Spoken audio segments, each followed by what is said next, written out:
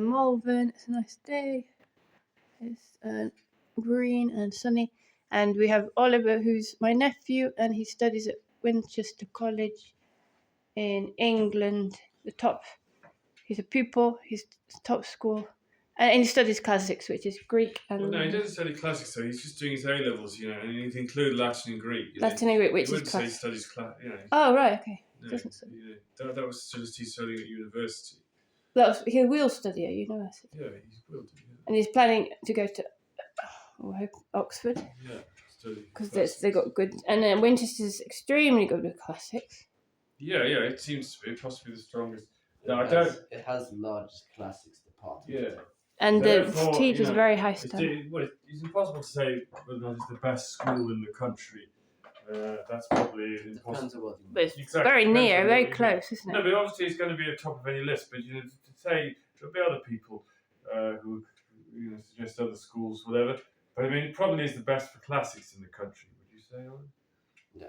I mean, probably in terms of the size of its department, the actual individuals who work there, and the pupils who study there, from what you told me, including you. With high standard.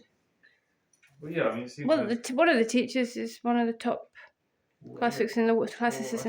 I don't know what that statement really. All right, can I just ask you now? So, what is the point of studying classics? Can you just recap? Yeah. So we were talking. What would you say? You can begin. I'll elaborate. Yeah, right. Yeah. Well, I think it's the origins of the culture. It applies to India as much as the West. Studying Sanskrit or studying Latin and Greek. The culture originates from these civilizations and these languages with the vehicles of these civilizations. And, so there aren't. I suppose to answer the question, you've got to sort of say, well, what would be the consequences of everyone with knowledge of Latin and Greek being totally forgotten? I'd say it would be very negative, because this sort of link with the past would be lost. Yes. So it's about people knowing themselves. I'm thinking, trying to answer it, in just a couple of minutes. There are obviously lots of reasons why you might want to study the classics. Yeah? No, but this. You've just got to answer the sort of so-called soundbite.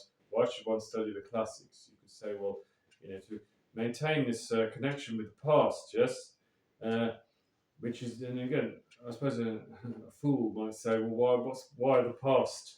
But a fool lives in an imaginary reality in which, if you like, the past is everything that's sort of been left behind and is not part of the present, where it is, obviously, yeah.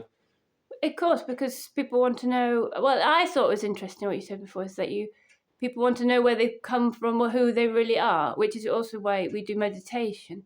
Yeah. Well, I think, they want to know that, but I don't think one in 100 people studying classics would name that as their motivation. No, for classics. Sure. Oh, no, unconsciously. Like an unconscious desire, yes.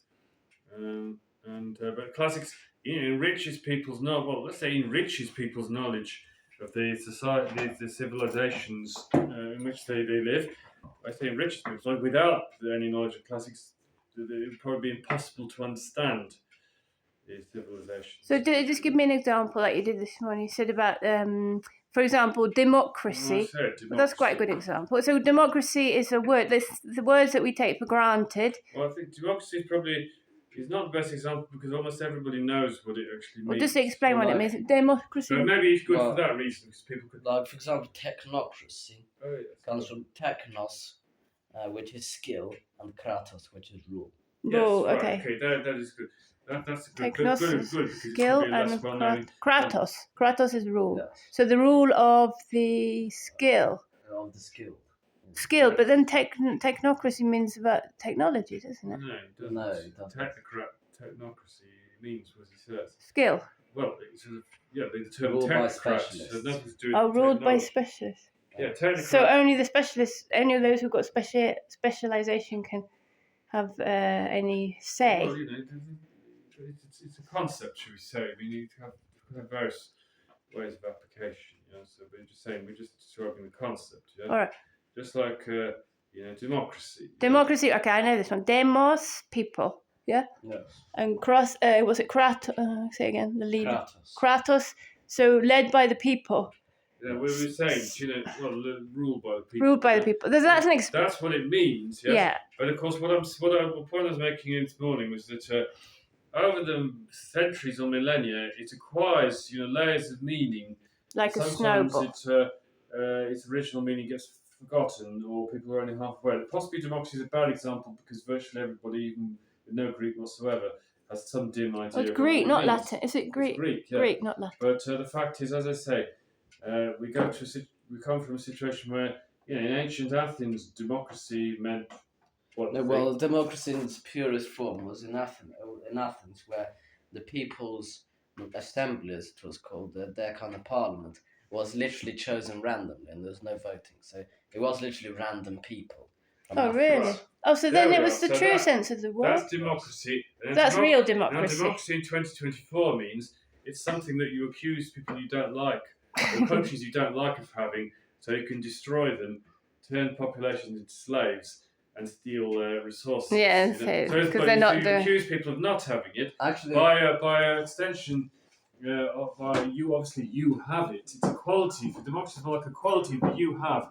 There's names you to go around the world causing chaos and murder and mayhem, and engaging in piracy, and feeling righteous at the same time. It's acquired. I mean, you What are you gonna have say, to Al? think, how did the word change in its definition and its use So, so much over 2,000 years? So, The answering that question, you learn a lot about A, human beings, and B, the societies in which we. classicism. Is it classicism? for example, Study of classics gives you an insight into the nature of humans in a way. there are Yeah, it certain definitely words. does. It does, yeah. There are certain words that these days have lots of negative connotations which they didn't have in Greek. For example, tyrant. Tyrant, okay. Actually, it comes from tyrannos in Okay. Greek, which actually just meant ruler. Or Ruler. despot comes from despotos, which just means master, and that's it. That's many. And for example, autocrat actually just means ruling himself. Oh yes, that's a good point. Yeah. Well, I think Autocrat means ruling himself. Yes, autos. Oh, so it wasn't No, no. negative. No, it wasn't. Yeah. Can I make a point? Yeah. Can I just jump in here and make a point? You're talking about. Oh, okay. Sorry, thanks for cutting me off.